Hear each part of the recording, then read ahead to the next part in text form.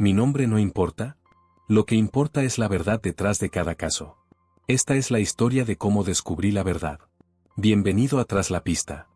El fantasma de Esperanza era el residente más famoso del cementerio San Miguel. Durante 15 años había sido vista cada noche, fotografiada, documentada. Todo el pueblo conocía su historia, una joven que se había suicidado y cuyo espíritu no podía encontrar paz. Cuando finalmente descubrí la verdad, entendí que los misterios más grandes a veces tienen las explicaciones más simples. Todo comenzó cuando Padre Miguel Torres, el párroco de la iglesia San Miguel, me contactó con una preocupación inusual. Me dijo que durante 15 años había sido testigo de apariciones fantasmales en el cementerio de su parroquia, pero que recientemente algo había cambiado. El Padre Torres me explicó que la Dama Blanca, como la llamaban los lugareños, aparecía religiosamente cada noche a las 11:30. Pero en las últimas semanas, había comenzado a dejar objetos físicos, flores frescas, velas encendidas, incluso cartas escritas a mano. Los fantasmas no dejan objetos físicos, me dijo el padre con una mezcla de curiosidad y preocupación. Creo que necesitamos una investigación más terrenal. Acepté el caso. 700 euros de anticipo. El padre Torres me advirtió que muchos investigadores paranormales habían estudiado el fenómeno sin llegar a conclusiones definitivas. Lo que descubriría cambiaría no solo mi comprensión de este caso, sino también mi fe en lo sobrenatural. Antes de comenzar mi investigación, decidí estudiar la historia completa de Esperanza Cruz, la supuesta identidad de la Dama Blanca. Según los registros locales, Esperanza había sido una joven de 22 años que se había suicidado en 1998 saltando desde el puente del río Guadalete. Su cuerpo nunca fue encontrado, pero había dejado una carta de despedida en la que mencionaba que quería ser enterrada en el cementerio San Miguel. Los periódicos locales habían cubierto extensamente el caso. Esperanza había perdido a su prometido en un accidente automovilístico y había caído en una depresión profunda. La carta de suicidio mencionaba que no podía vivir sin él y que esperaba reunirse con él en la muerte.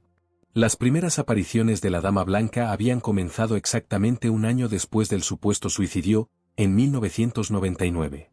Desde entonces, cientos de personas habían reportado avistamientos.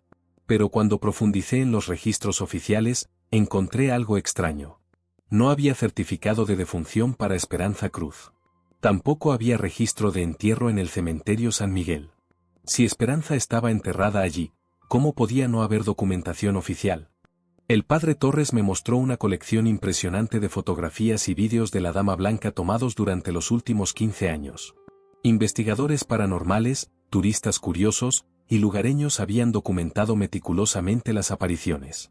En todas las imágenes aparecía la misma figura, una mujer joven vestida con un vestido blanco largo, cabello negro hasta los hombros, caminando lentamente entre las tumbas. Llevé las mejores fotografías a un experto en análisis forense digital, Carlos Mendoza. Después de examinar las imágenes durante varias horas, Carlos me dio un veredicto sorprendente.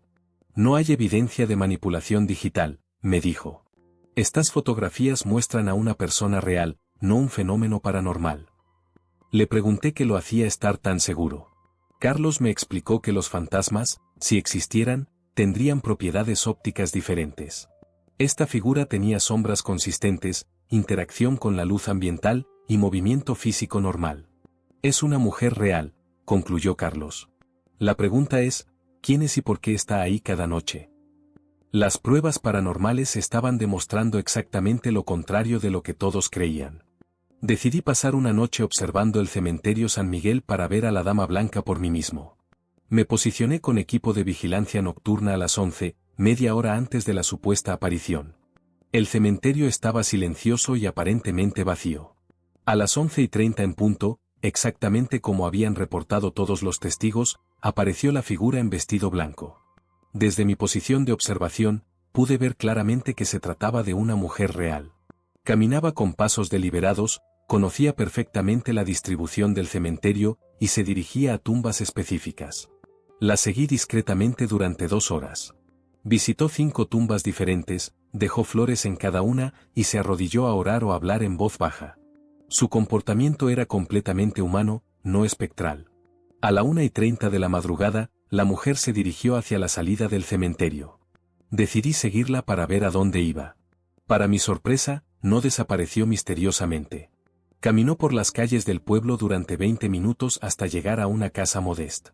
Seguí a la dama blanca hasta una casa modesta en la periferia del pueblo. La vi entrar con su propia llave, encender las luces, y comportarse como cualquier persona regresando a su hogar después de una actividad nocturna. Al día siguiente, investigué la propiedad. La casa estaba registrada a nombre de Carmen Vázquez, una mujer de 37 años que trabajaba como enfermera en el hospital regional.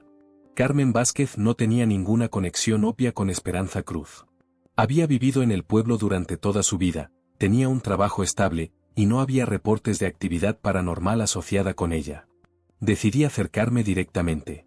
Me presenté en su casa como investigador privado estudiando los fenómenos paranormales del cementerio San Miguel. Carmen me recibió con una mezcla de nerviosismo y resignación. Cuando le pregunté directamente si ella era la dama blanca, no negó la acusación. Ya me preguntaba cuándo alguien se daría cuenta, me dijo con una sonrisa triste. Acababa de conocer al fantasma más famoso del pueblo, y estaba muy viva. Carmen me invitó a pasar y me contó la historia completa. No era Esperanza Cruz, y Esperanza Cruz nunca había existido. Carmen había creado la identidad de Esperanza y su trágica historia hace 15 años para ocultar la verdadera razón de sus visitas nocturnas al cementerio.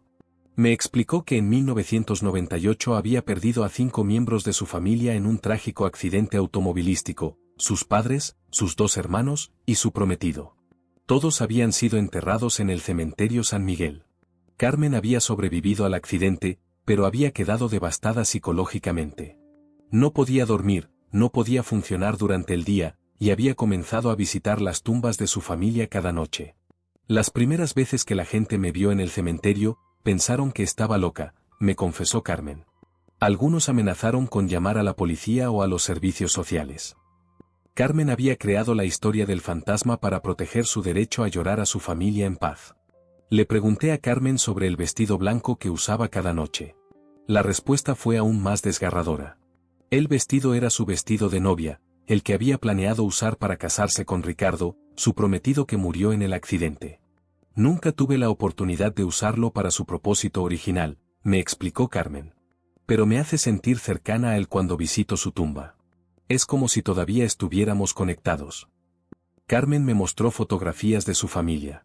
Ricardo era un joven apuesto que trabajaba como maestro en la escuela local.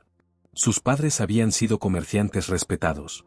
Sus hermanos eran estudiantes universitarios con futuros brillantes. El accidente había ocurrido cuando regresaban de cenar para celebrar el compromiso de Carmen y Ricardo. Un conductor ebrio había impactado su vehículo de frente. Carmen había sido la única sobreviviente porque había ido en un coche separado. Me culpo todos los días, me confesó. Si hubiera insistido en que fuéramos todos juntos, tal vez el accidente no habría ocurrido. O tal vez habríamos muerto todos y no tendría que vivir con este dolor. El fantasma más famoso del pueblo era en realidad una mujer viviendo con la culpa del sobreviviente. Carmen me explicó en detalle su rutina nocturna de los últimos 15 años. Cada noche a las 11:30, se vestía con su vestido de novia y caminaba hasta el cementerio. Visitaba 5 tumbas en un orden específico, primero a su madre, luego a su padre, después a sus 2 hermanos, y finalmente a Ricardo.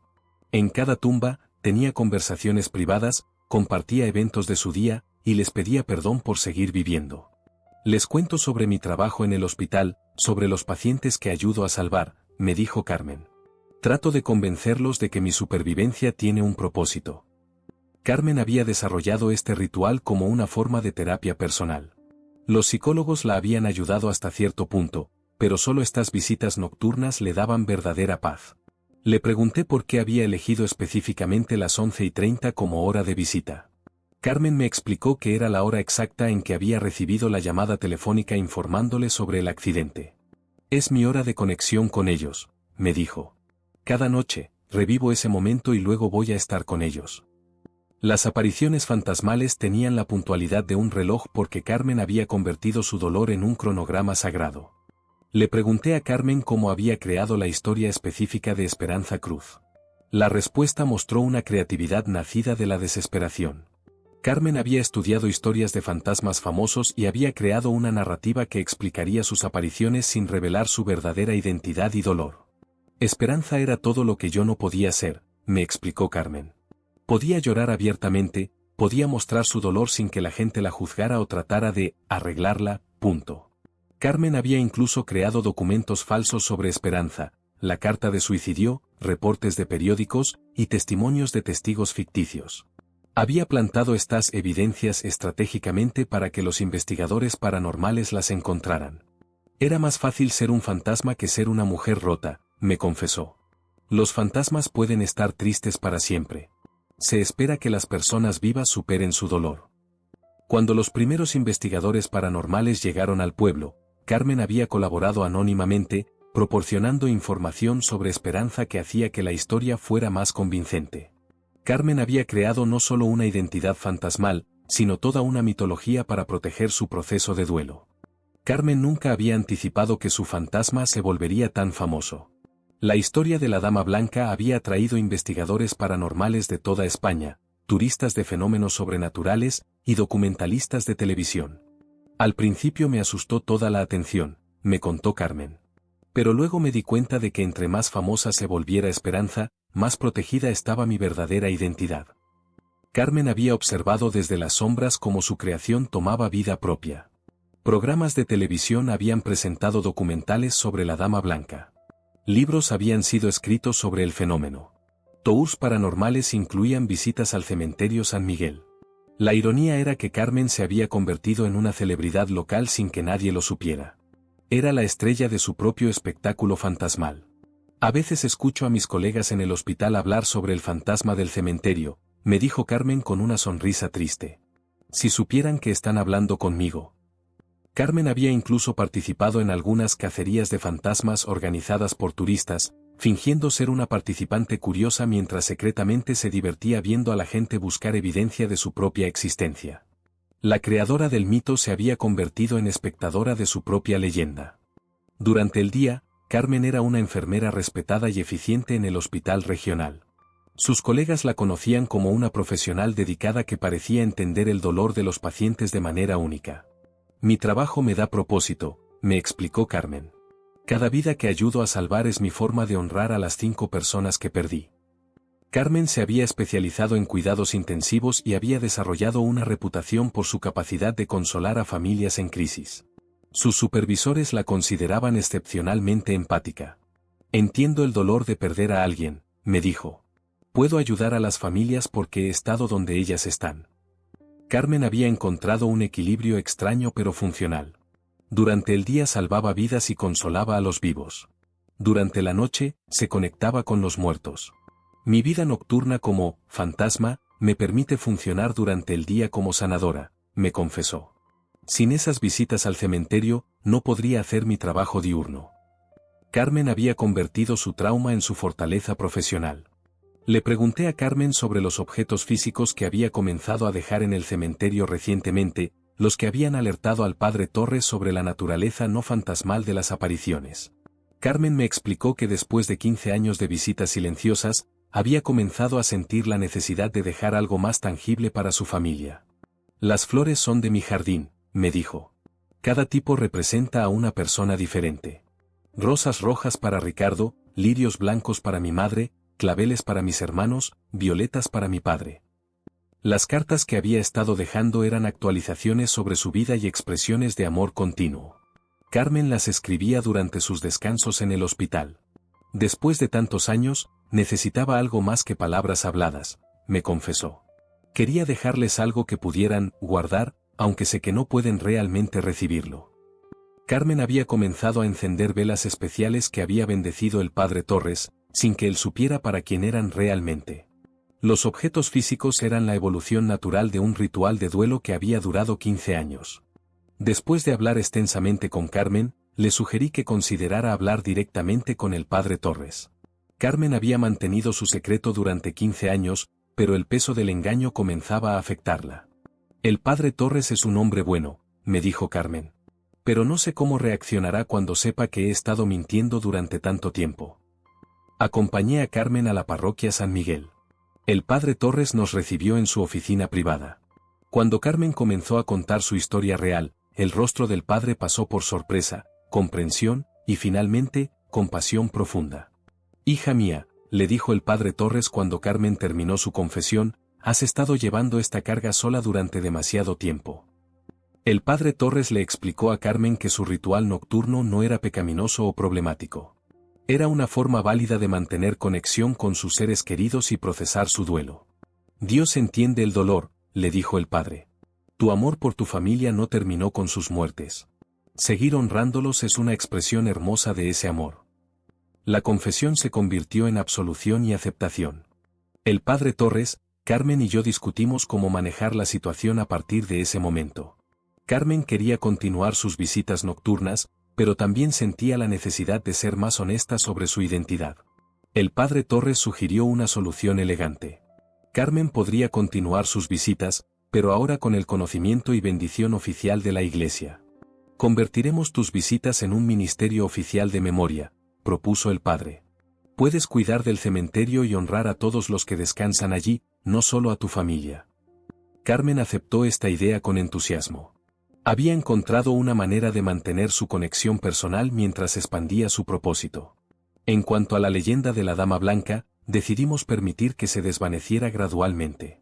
Carmen comenzaría a variar sus horarios de visita y su apariencia, permitiendo que los avistamientos se volvieran menos predecibles y eventualmente cesaran. El fantasma más famoso del pueblo tendría una jubilación digna. Carmen decidió escribir la historia verdadera de Esperanza Cruz como una forma de honor tanto a su creación imaginaria como a su familia real. Esperanza me permitió sobrevivir los primeros años, me dijo Carmen. Ahora puedo dejarla descansar en paz. Carmen comenzó a trabajar en un libro sobre duelo, pérdida, y las formas creativas que encuentra el amor para persistir después de la muerte. Quería ayudar a otras personas que habían perdido seres queridos. Si mi historia puede ayudar a alguien más a encontrar una manera de seguir adelante, entonces todo habrá valido la pena, me confesó. El padre Torres le ofreció a Carmen la oportunidad de liderar un grupo de apoyo para duelo en la parroquia.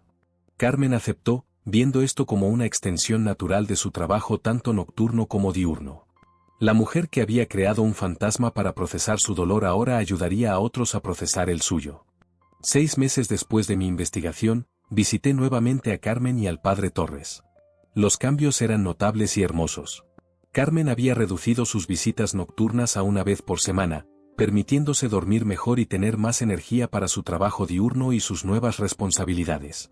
El grupo de apoyo para duelo había crecido a 15 miembros regulares. Carmen utilizaba su experiencia personal para guiar a otros a través de sus propios procesos de pérdida. Aprendí que el dolor compartido es dolor dividido, me dijo Carmen con una sonrisa genuina que no había visto antes. Los avistamientos de la Dama Blanca habían disminuido considerablemente, pero Carmen me contó que ocasionalmente aún usaba su vestido blanco durante las visitas nocturnas. Algunas tradiciones son demasiado significativas para abandonar completamente, me explicó. Carmen había encontrado una manera de honrar su pasado mientras construía su futuro. Un año después, la leyenda de la Dama Blanca del cementerio San Miguel se había convertido en una historia local querida pero menos activa. Los tours paranormales aún visitaban ocasionalmente, pero con menos frecuencia. Carmen se había convertido en una figura respetada en la comunidad por su trabajo con duelo y pérdida. Pocos sabían que ella había sido la creadora y protagonista de la leyenda más famosa del pueblo. A veces la verdad es más extraordinaria que la ficción, me dijo Carmen durante nuestra última conversación. Este caso me enseñó que los fenómenos paranormales a menudo tienen explicaciones profundamente humanas. Carmen no era un fantasma, pero su amor por su familia muerta era tan poderoso que había creado una realidad alternativa para mantenerlos vivos. Y tal vez eso sea más milagroso que cualquier aparición sobrenatural. Los misterios más grandes a menudo tienen las explicaciones más simples. Pero eso no los hace menos extraordinarios. El amor puede crear fantasmas. Y a veces, esos fantasmas son más reales que la realidad. Yo sigo aquí, siguiendo las pistas que otros olvidan. Esto fue Tras la Pista.